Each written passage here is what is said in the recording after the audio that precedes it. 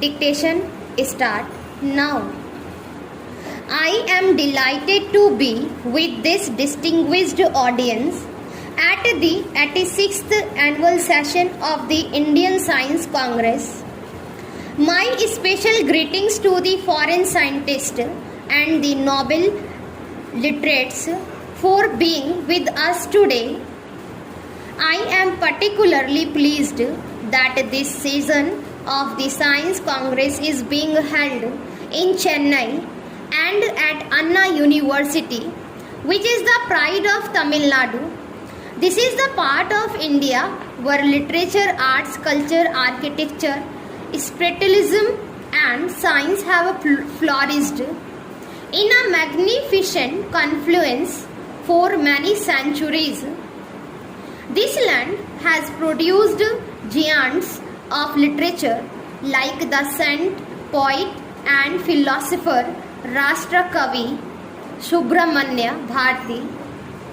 It has also given birth to three of the greatest Indian scientists of the century, Sir C.V. Raman, who won the Nobel Prize for Physics for the discovery of the Raman effect, Professor S. Chandra Shekhar, who won the Nobel Prize for Astrology, and the genius of mathematics Srinivasa Ramanujanam. Science is a major driving force behind social change. There is no aspect of modern life that is untouched by the effect and products of science and technology. More progress of science and technology has taken place in this country than in all the previous centuries of known human history. Their impact on human life, indeed on planetary life, is certain to be far more profound in the coming century. Taken as a whole, the effect of science and technology have been both positive and negative, although in my opinion largely positive. All of us, scientists and non-scientists alike, have to be concerned about how to minimize their negative effects and how to maximize their benefits for Bahujan Hit, for the greatest good of the largest number of people. It is obvious, however, that science and technology cannot by themselves take their benefits to the people. They do so in specific socio-economic and political context with the help of right policies and sound delivery mechanism. That is why science has vital stake in progressive politics, people-oriented economics, and governance in turn have a vital stake in scientific and technological progress, for it is one of the chief guarantors of prosperity and happiness. In this context, I am reminded of what Sir C.V. Raman had said in 1948. There is only one solution for India's economic problems, and that is science, and more science, and more science, and still more science. The need to deepen, widen, and enrich India's scientific base is all the more urgent in view of the challenges of the next century and the next millennium.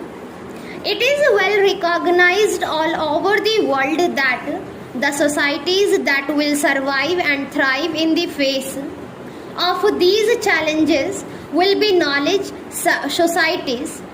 Knowledge and its application in a competitive global environment is going to be critical to the progress of nations in the fields of economy, education, health, food and energy security, national defense, and even culture.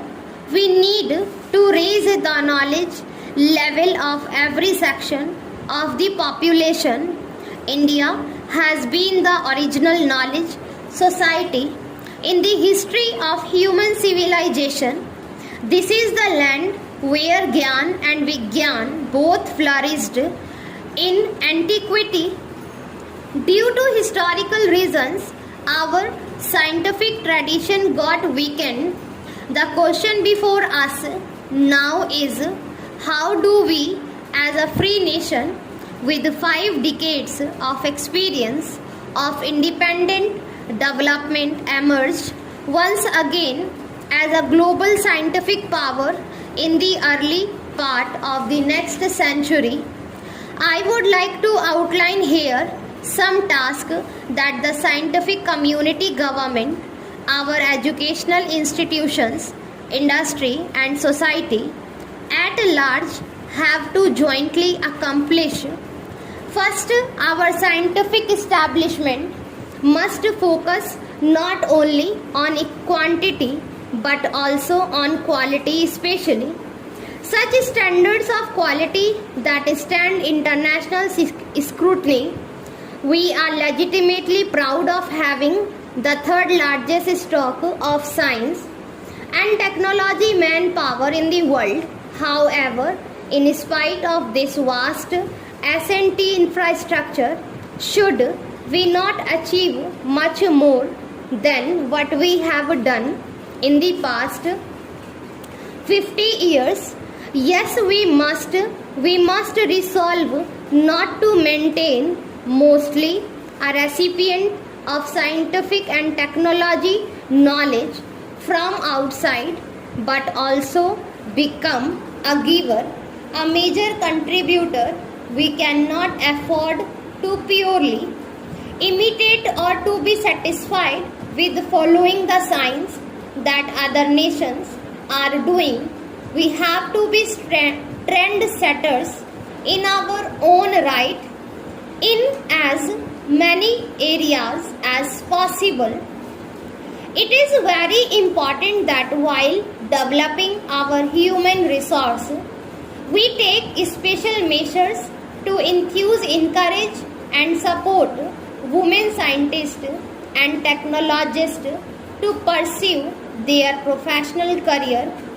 I would urge the Ministry of HRD to give high priority to the simplification of rules and regulation to encourage more and more women professionals getting involved in scientific programs, and our scientific community must forge collaboration with the best institutions across the globe